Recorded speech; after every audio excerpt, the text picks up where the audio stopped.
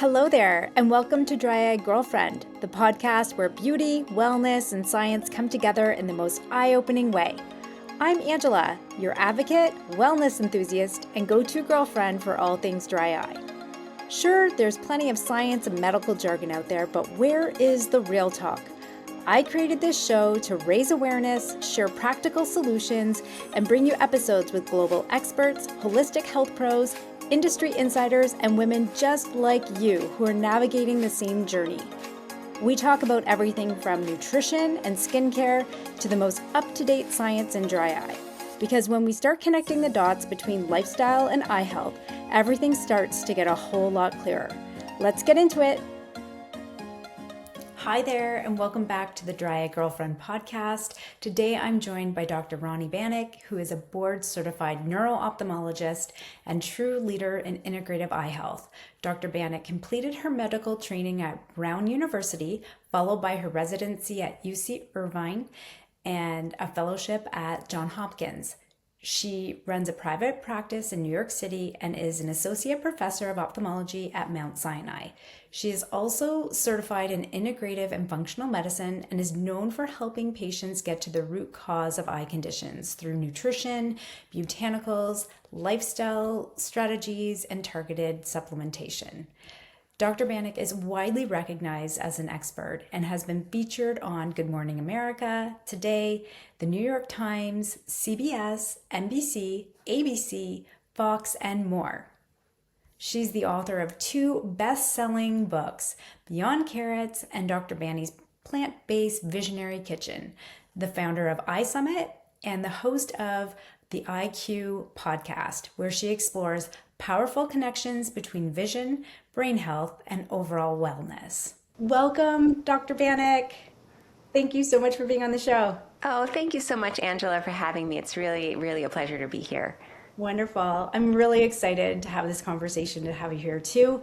I've spent a lot of time doing a bit of a deep dive on what you do, and it's so aligned with, I think, the idea of what we're doing here at Dry Eye Girlfriend, and what you have expertise in is how you connect the eye and the brain and overall health. And I think that's such a relevant and important conversation for women listening today. So I'm so excited for that. And, again, in midlife, as women, we see so many changes, especially in our eyes. I mean, dry eye is showing up unexpectedly. We have increased light sensitivity, headaches. I know that you are an expert in that, screen fatigue. And the most I hear is I can no longer see the text on my screen anymore. Yes. So You're hitting all the big all pain the points. things, Yeah, exactly. It's like almost my eyes every woman above 50 complains of all these things. exactly. My eyes can't tolerate my life anymore. So this is it's sad in a way, but it's helpful to have these conversations so people understand. And I love the way you approach this, where it's not in isolation. There's a lot going on. So today I'd love to explore that. And obviously this podcast is a dry eye weave, so we'll definitely draw that in as like the bigger picture. So like what's going on in midlife for changes in dry eye, how the nervous system can affect dry eye, screens, nutrition, omegas. I know you're an expert in that space, so I'm so excited to dive into that. And even the supplement side of things. It can be so overwhelming for people, so we'll talk about that too. So let's get into it. Sounds good. Yeah, I'm excited.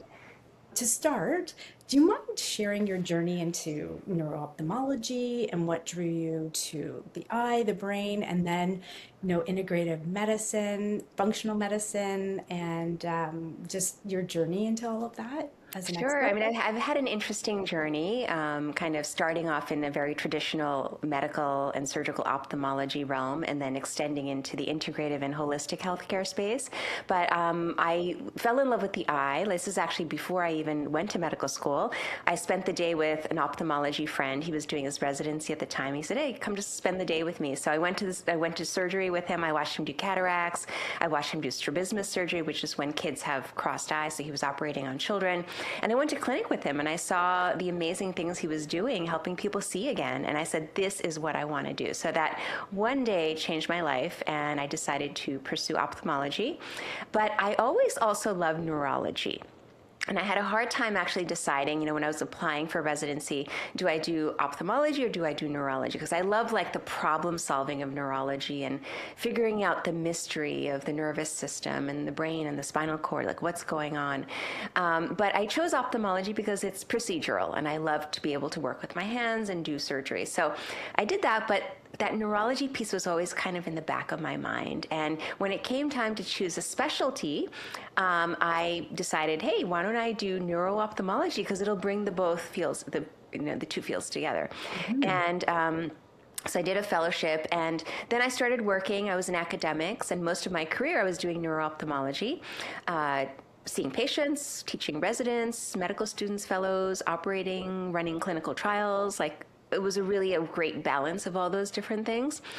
But then I would say it was actually about 10 years ago, no, more than 10 years ago, 12 years ago, I developed a chronic medical condition, which I'll share, which is chronic migraine. And it was kind of ironic because as a neuro-ophthalmologist, I take care of a lot of people with migraine. And so I had chronic migraine. Basically, if you've ever had a migraine, it's not a fun experience. It's like a stabbing sensation on one side of your head. You just want to crawl under the covers and never come out. Light sensitivity, sound sensitivity, nausea, vomiting. So I had that every day for 4 years. My goodness. And it was just a horrible period in my life because despite having chronic migraine, I still had to go to work and I still had to take care of other people and teach and operate. And I had a young child at the time and we'd just moved. And so everything I still had to do with my chronic migraine. And I tried many medications and nothing was working, or they gave me horrible side effects. So I was like, I need to find a better solution for this. And that's when I started researching into other ways to treat migraine. Supplements, diet, lifestyle, caffeine. Like I was overdosing on caffeine, like 12 caffeinated beverages a day. And you think like, no wonder I had migraine, right? Excessive caffeine. So anyway, once I started to address all those things, I started to get better finally. And that's when I discovered functional and integrative medicine. And it was this whole new world of health that was I never learned, I never even knew the names before. Like, what are these aspects of medical care? Functional integrative medicine. So I was fascinated. A lot of it's based in root cause medicine, meaning like, where is it coming from? So yeah, we can put a Band-Aid on it. We can treat something on the surface, but we need to identify where it's coming from and treat it from the root cause, whether it be inflammation or mitochondrial dysfunction, or maybe it's some infection that hasn't been diagnosed, or maybe it's a toxicity like a heavy metal toxicity. So these are some possible root causes of different types of eye and brain issues. I fell in love with that and I ended up getting certified in that. So now that's how I bring in the holistic aspect into my care. So I still do regular ophthalmology, I still do surgeries, I still do neuro-ophthalmology, but layered on top of that is this root cause approach. And it's not just treating things on the surface, it's going deeper and really getting to the bottom of what's happening and trying to fix that. So sorry, that was a long answer to your question, but there's so much in there, and I'm so excited to talk about so many of those things too. Specifically, you brought up the root cause, and I think that that's so important. I think more and more people are seeing the value in that. And I think with dry eye, people are starting to learn it's not just a surface issue where you just throw eye drops on it. And like, there's a lot more going on. And from your perspective, you have such a beautiful eye on this from what's actually going on in the body. And from your point of view, what would you say is happening? You touched on inflammation, you touched on oxidative stress. Like, what do you think is happening at the root cause for someone with dry eye? Yeah, so we know that there can be many causes of dry eye, but the most common root cause is a problem with the glands in the eyelids, and these are meibomian glands. And I'm sure you've spoken about these glands before, but I'll just show you a picture of them. This is a picture of someone's eyelid pulled down, and these white structures, they look like little fingers. Yeah. They're the meibomian glands, and we have about 25 to 30 glands in each eyelid, and what they do is they secrete oils. And the oils are on the surface of the tear film. Now, to get a little technical here, a little scientific, the tear film has 3 layers to it. Okay. The bottommost layer is a mucin layer that helps the tears to stay onto this, attached to the epithelium of the cornea.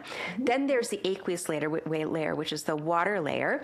And then on the surface is the oil layer, which is what these glands are responsible for. So basically, if you don't have a surface layer of healthy oils covering your eye, then the tears will evaporate. The aqueous layer will just evaporate. And that's unfortunately what we think is the root cause in about 85% of people with dry eye is the glands. And it's not that people aren't producing healthy tears. Most people do produce healthy tears, but they just don't last. Right. And when the eye dries out, that's when the symptoms start. So the goal in my practice is really to help people understand this. And so I do this imaging in my practice. This is an infrared camera.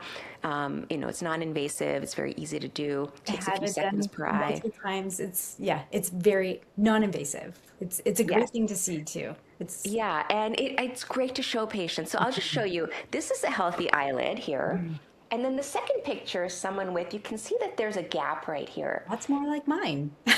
And so this patient has lost some glands, and you can see some of these glands are a little shorter. There's some gaps forming here. And then here the glands are kind of disorganized. They kind of look like mush, like they're not really clearly margins aren't there anymore. That's right. Yeah, and like here you can see that there's some degeneration starting. So this person has, I don't know, maybe about like 30% gland loss and more earlier deterioration here. So this person's losing their glands. Then I'll show you this one here, which is a very severe case where the glands are basically missing, like right here. They're completely gone. And here they're degenerating. They're getting what we call truncated, atrophying. So the issue with these glands is we don't want you to lose them, because once you lose them, you can't grow them back. It doesn't just regenerate. You cannot. I wish we could. I wish there was a way to do like a gland transplant. But as far as we know, you can't do that.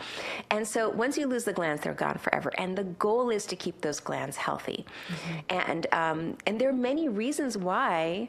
Now, this is kind of the second layer of the root cause analysis. Like the first layer is, most dry eye is caused by gland dysfunction, meibomian gland dysfunction, or MGD. Then what's causing the gland dysfunction? Exactly. So there are different reasons. For example, some people have a lot of inflammation caused by a mite. Gotcha. Demodex mites, for example. They can affect the base of the eyelashes, but they can also affect our meibomian glands. And they actually go in there, they live inside the glands, and they cause dysfunction, these little tiny mites. What's the best way to control that whole overgrowth? Yeah, so there's a couple of things. So I actually have a whole regimen I recommend for my patients to keep their glands healthy. And this is also to control mite overgrowth. So we all have mites. Yep. They're part of our bodies, and they tend to live in the hair follicles, but again, sometimes in the glands themselves. We all have these. And I think the numbers are like by the time someone is like 75 years old, over 90% of people have these little tiny mites. But you just want to prevent them overgrowing. And I'm going to share with you my regimen real quick, and then we can talk about the other potential root causes of the glands not doing well. So there's a 3-part regimen that I recommend to my patients, and I'm going to show you here because I have it already. So number 1, you want to heat up the glands with a compress. And it's not enough just to take like a washcloth, run it under warm water, and put that on your eyes. That washcloth is, even though it may be hot, it's not going to retain the heat. So you need to have heat there for about 5 to 10 to 15 minutes to really loosen up the oils in the glands and get them flowing. The oils can get stagnant. They can get kind of stuck in there. And the heat, so this particular one, this is called the Bruder Moist Heat Compress. You put it in the microwave, 10, 15 seconds, it heats up, and it has, I don't know if you can hear this. Can you hear that? Like beads. Kind of thing. Yeah, it sounds like a bean bag. You're like, but it's basically got moisture beads inside. So these beads retain the heat. And then you put this on your eyes, and you put it on your closed eyelids for about 10 minutes, and it'll heat up the glands, and it loosens up some of those, stuck glands. Then what you do is, once the glands are heated up, you do a little gentle massage, just to kind of try to express any material, any, remnants of like clogged gland, gland material Yep. from the gland. So you kind of, in your upper lid, you massage down a little bit, and then the lower lid, you can kind of like massage up like this to try to excrete all of that material. Perfect. Then you want to clean your eyelashes really well. And this is where you can get rid of those mites. Okay. What I like is, and again, I love this company, Bruder, but they have these wipes, and they're just not like regular cleansing wipes. They have tea tree oil in them, Okay. or melaleuca oil. Like a And diluted version. very diluted, yes. You definitely do not want to take like full strength melaleuca and go put it on your eyelids. It's like less than 5% concentration. And so it's diluted. It's in I can show you actually what it looks like. Do a lot of people tolerate it? Like, is this very well So tolerated? sometimes people, they feel like it stings a lot, but I just tell That's them do it with, normal. that's normal. Like Okay. what you do is it's like a little, like a pad, kind of a Yep. cleansing pad, and you just clean your eyelashes, like the base. You want to really get to the base. And if it really is too much for you, there are wipes without the tea tree oil. There's just the plain ones. Okay. But the tea tree oil is what's been shown to control the mite population Okay. on our eyelids.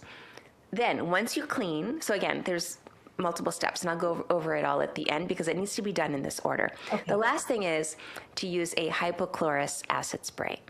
Nice. And this is antimicrobial, and you just spray it. You spray it on your face, and you let it dry. And basically it, again, controls the mites. It prevents their overgrowth. So there's, again, I guess it's really like a 4-step process. Number one, a heated compress that's going to retain the heat for about 10 minutes. Yep. Number two, you're going to do the little massage that I showed you. Yes. Number three, you're going to do an eyelid wipe, preferably with tea tree oil. And number four, you're going to do the spray. And if you do this routine at least once a day, some people, if they have really a lot of inflammation, they have to do it twice a day. But if you do it at least once a day, it's basically your eyelid hygiene and keep the glands healthy and prevent inflammation and mites and things like that. I love this idea because so many people think of like brushing their teeth and Yes. have a routine. And, lid hygiene is a thing. Outside of our world of ophthalmology, no one really sees that as often. Yeah, and Angela, it's so funny that you brought up brushing your teeth. So when you think about dental care, right? So we brush, we floss, we rinse. We have like a 3-step process, right? We should be Yeah. doing. It's similar. You need to do this on a daily basis, especially if you're having dry eye, because that's the best way to support your glands is to keep them healthy. Yeah. I have to say, because I definitely do the warm compress. I love the Brooder mask as well. I have a few others that I've been using, and it feels good. It actually feels good. But I do understand you have to do the follow through. You have to do the massage. You have to do the wipe, preferred tea tree, and then the hypochlorous acid. So getting into that routine, I am guilty of not necessarily doing all the time. So I really love that reminder. And really think of it as self-care. This is Yeah. part of your self-care routine. And I have some patients, when they're doing the mask, they meditate. They lie in their bed, they just relax, they do deep breathing. And it's a wonderful way, and it's an excuse really, to shut out the rest of the world, not to be on your screen, Yeah. right? You're doing your self-care. And again, I think we have to change the narrative here. Like people just assume that the eyes are going to take care of themselves, but just like our teeth don't just take care of themselves, we need to support our eyes and our eyelids with this regimen. I love that. And I think, as we sort of said in the beginning, especially in mid-age, most people are noticing their eyes. So it's like, even if you don't have a prescription or you don't have something medical, I think it's important, and at least now it's getting a little bit of a stage to be reminded about your eyes, and simple things from a prevention standpoint like this can really help. And, dry eye itself is such a growing disease. And I think that more and more people are going to start to be like, okay, yeah, that organ matters. I should pay attention and maybe care for it. a little bit more than I am right now. So you were going down the route of root causes, and I somewhat brought you off. So we've handled the Demodex inflammation. This is great. Now, from a meibomian gland perspective, what are the other things that are happening in the body and root cause sort of prevention that we can do? Sure. So I want to touch on two other things that I think are really important. There is oftentimes a lot of inflammation of the eyelid. Now, whether that be from Demodex or whether that be from an autoimmune condition like lupus or Sjogren's or rosacea or rheumatoid arthritis, or whether that be from like toxins like makeup. So any of those things can cause inflammation of the eyelids.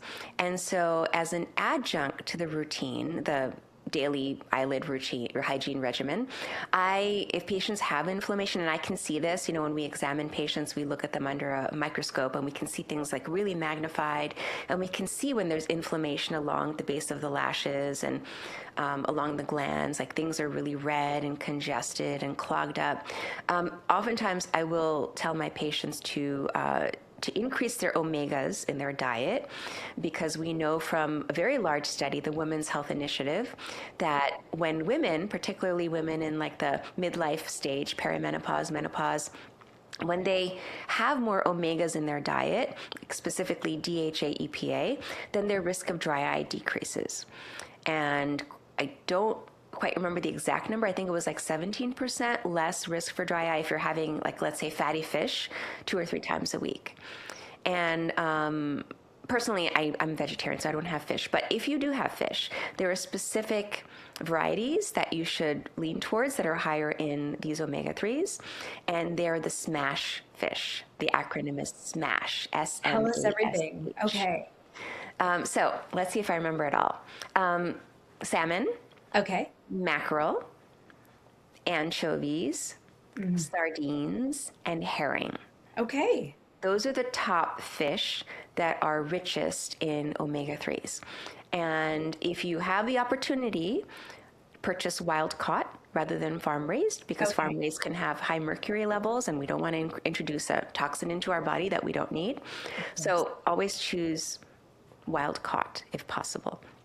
Now, if you're vegetarian like me and you don't eat fish, there are other ways to get your omega. So I rely on different types of seeds, chia seeds, flax seeds, hemp seeds, that can get converted into DHA and EPA that are anti-inflammatory omegas that have been shown for dry eye. Also, nuts.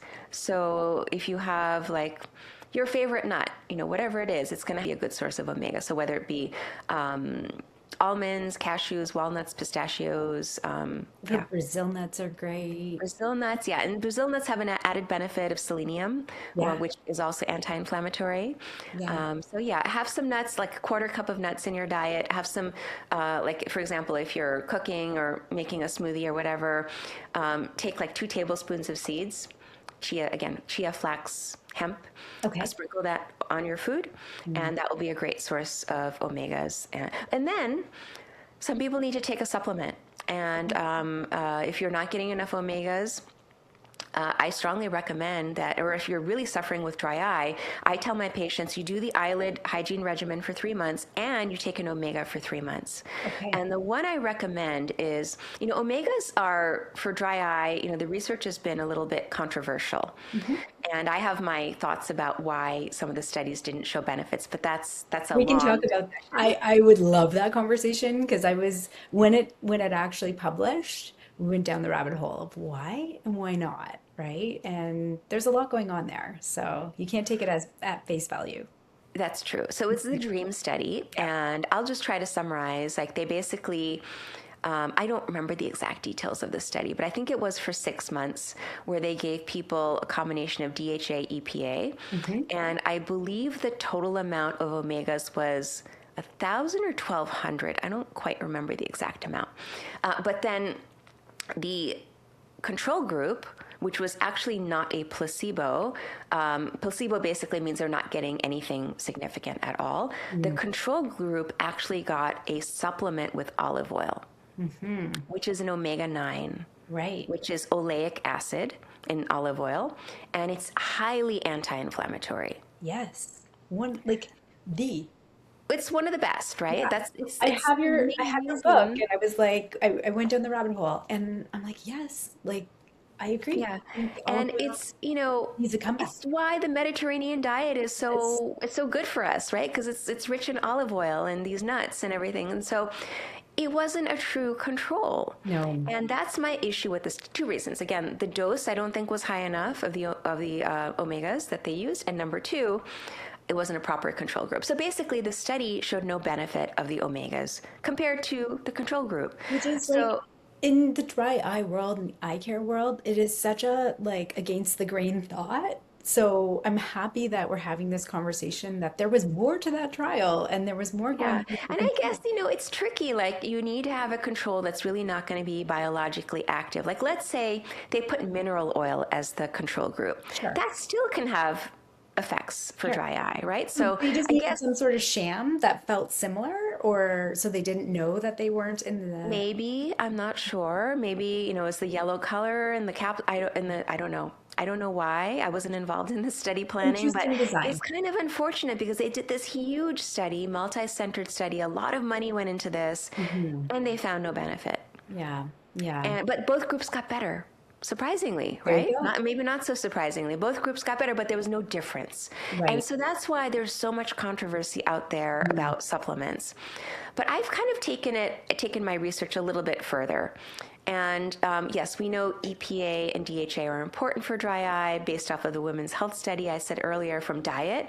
But there's a couple of other omegas that have been studied in smaller studies that have shown benefits. Hmm. So omega 6, there are different types of omega 6s, and typically omega 6s get vilified, like, oh, those are bad, like omega 6s are going to cause inflammation.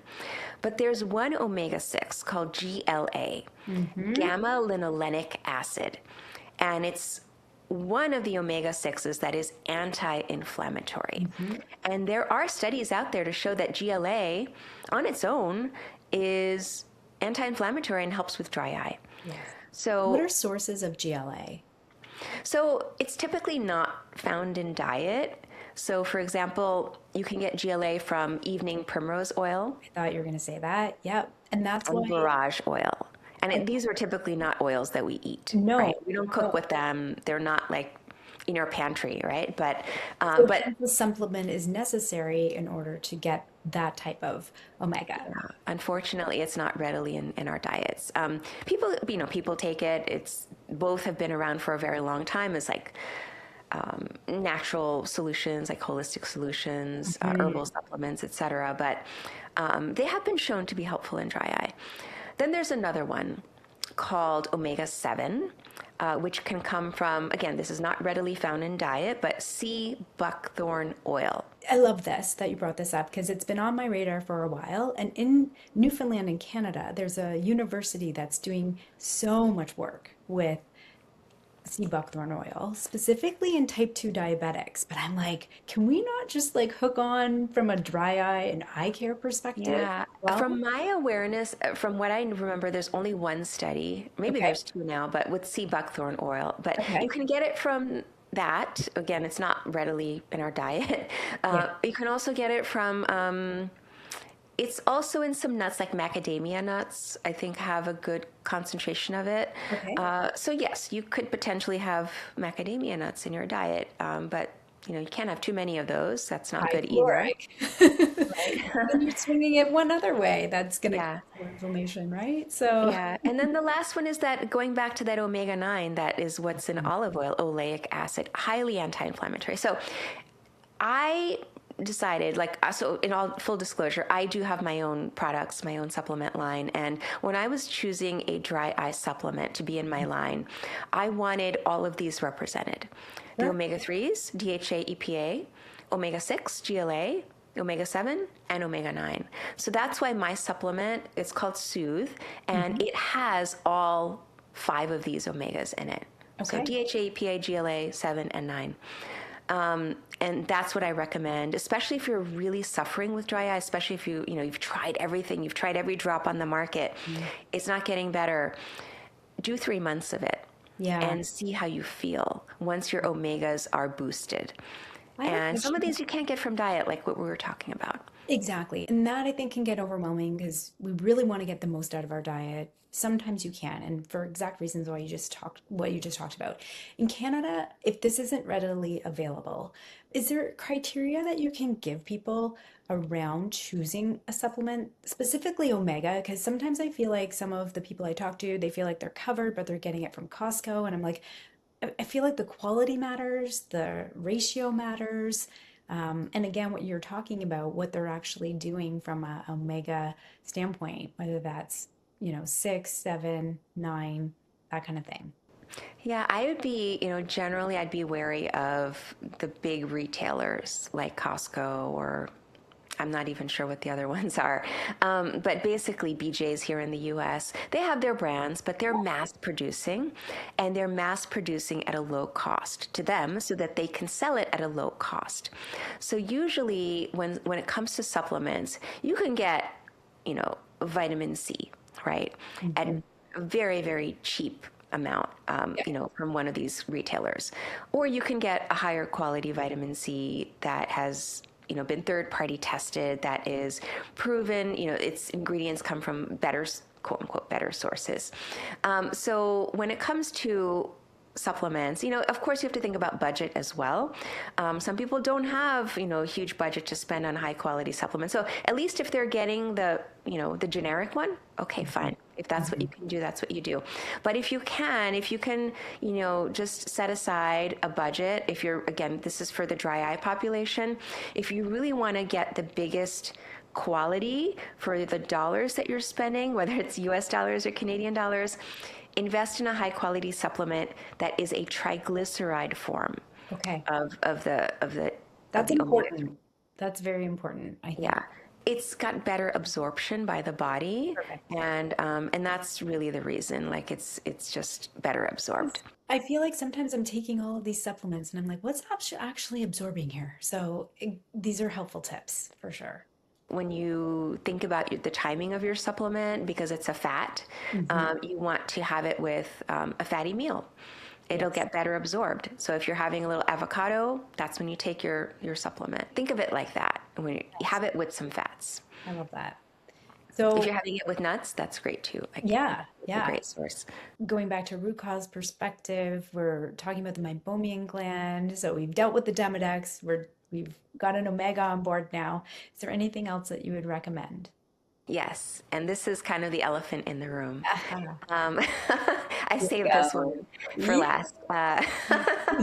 So I'm going to share something with you that a lot of people don't know, and actually a lot of eye doctors don't even know. Or Okay. I hope that Love I'm going this. to make them aware of this. But Yes, we are.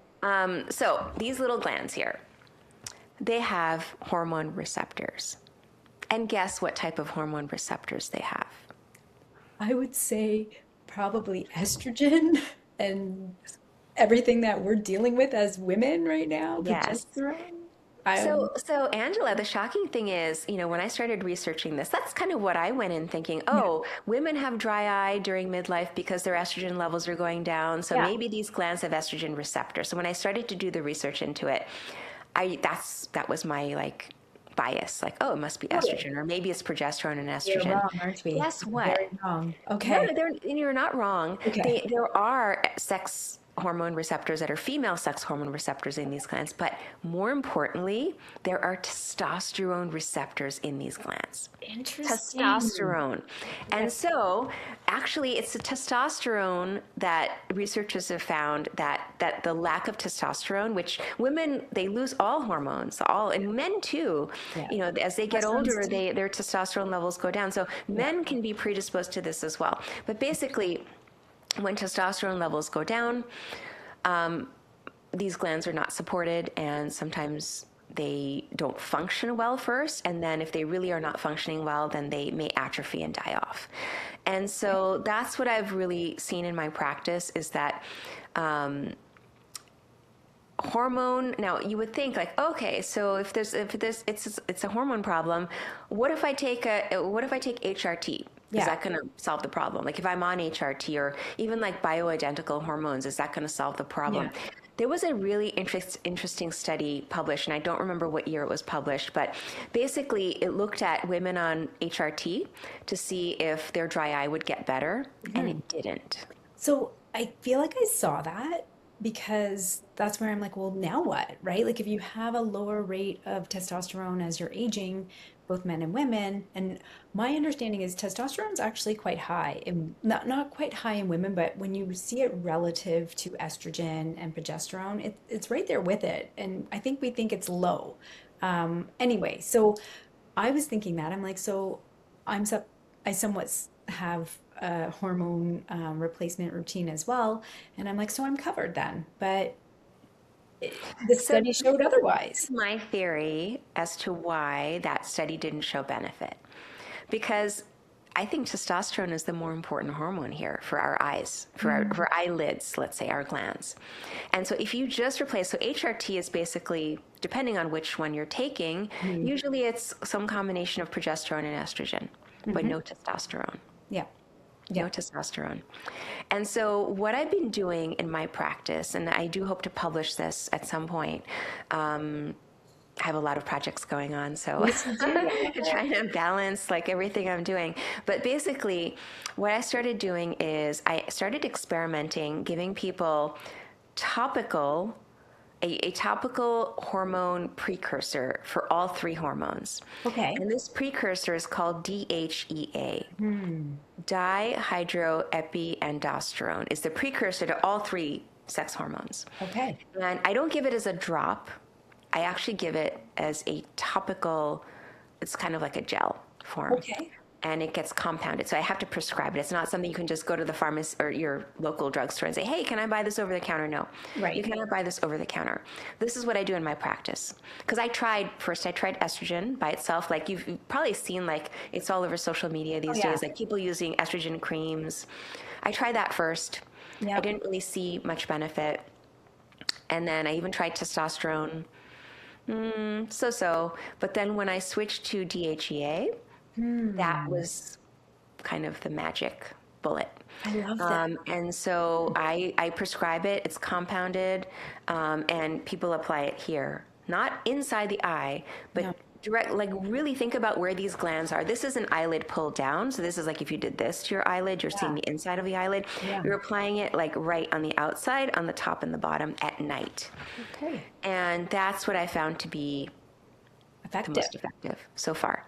It's not published. It's my own observation from my patients.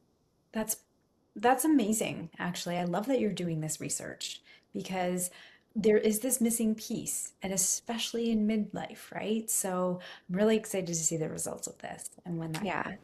And eventually, now this is a little sneak peek, but I do hope to have a product that people can just buy over the counter that will have not just this precursor hormone, but some other things that will support your glands and dry eye. So that, and of course, make you look a little bit more youthful in the process. That doesn't hurt, Can right? hurt. Exactly. It doesn't hurt to try to get rid of the creepiness and the bags and all of that and the dark circle. So that is my product in the pipeline that I'm working on to get it out there commercially available without a prescription. That's amazing. That's amazing, actually. So, yeah, because DHEA does not need a prescription. It does. Oh, it does. Okay. It does. You're working on Well, this way it does. Like the way that I do it, it does. You can't just, buy it. There's no product out there with just DHEA that you can apply to your eyelids. Gotcha. I love this. But on the formulation side of it, like it will not need a prescription. Oh, wow. Okay. Very cool. I love this. Yeah. So I'll let you know when it's available. It's going to be a few years. It takes a while to It get does take a long time. I'm in that market too, but we'll stay in touch because I love this idea. I love this idea. And there's other things we can talk about with that. So that's fun. This has been incredible, and I'm so grateful to have had you on. Is there just one thing that, you feel like women are often overlooking right now when it comes to protecting their vision and just that message to them to. Yeah, the one thing is get your eyes checked. A lot of people say like, oh, I don't have an eye problem. I see 20/20, I'm fine. Like, why do I need to go to the eye doctor? You need to go to the eye doctor because for two reasons, and I'll just say it very quickly. number one, you want to check your eyes to make sure they're healthy, that you don't have any early signs of potentially blinding conditions like macular degeneration, glaucoma. These have no symptoms. Yes. You wouldn't know if you had it unless it got very advanced. So go get your eyes checked to screen for those conditions. But also, an eye exam can help diagnose over 200 other medical conditions. So the eye is a window to our health. So when you get that annual eye exam, you get your dilation done. I know no one likes to get dilated because it's a pain in the neck and it's incapacitating for a few hours. You can't read, but it's worthwhile to get the dilated eye exam because we can screen for so many medical conditions and you can get on top of your health that way. So just like you get your primary care doctor's appointment once a year, you get your labs done, you see your dentist twice a year. Why do dentists like get all the all love? Yeah, exactly. I don't know, but I'm trying to change that. Go make that appointment today and get your annual eye checkup. Oh my gosh, that is such a great message. I think that's the most important message too. And the fact that the eyes are literally the window to your health. And it's so special and that you're a part of that too. So thank you so much for this conversation. I really appreciate how you've clearly connected all those dots. It's been so insightful.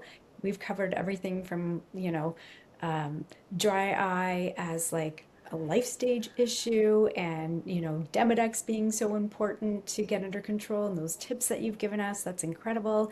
And omegas, a deep dive into that, which I think is so important from an awareness standpoint. So thank you. Dr. Rani, how can people find you and continue to learn more about you and find your books and all of these amazing supplements and everything else? I'll be sure to put them in the show notes, but if you want to say it here too.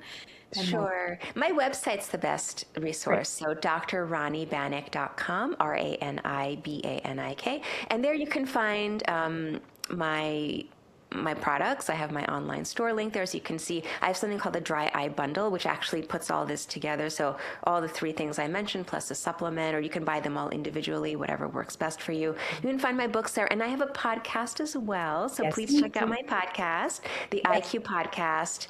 I listen to it all the time. I was telling you before the show, I listen to it all the time. Please listen to that podcast. It's actually the guests you have on and how you host that show is so informative in a way that's thank you.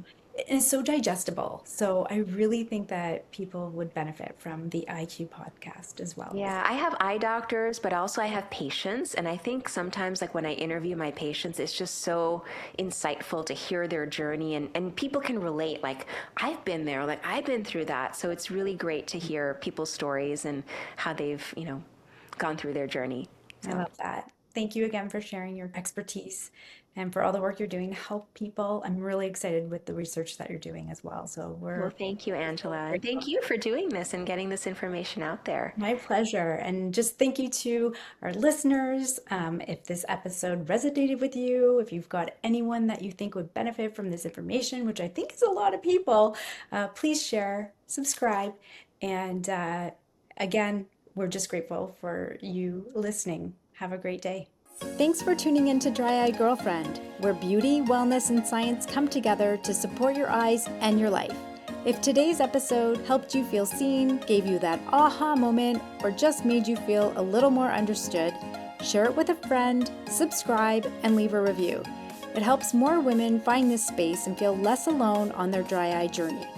Remember, dry eye isn't just something to deal with. It's something you can manage with the right support, smart choices, and a little girlfriend guidance. I'll be back soon with more real talk, expert tips, and conversations that keep your eyes and spirit feeling bright. See you next time.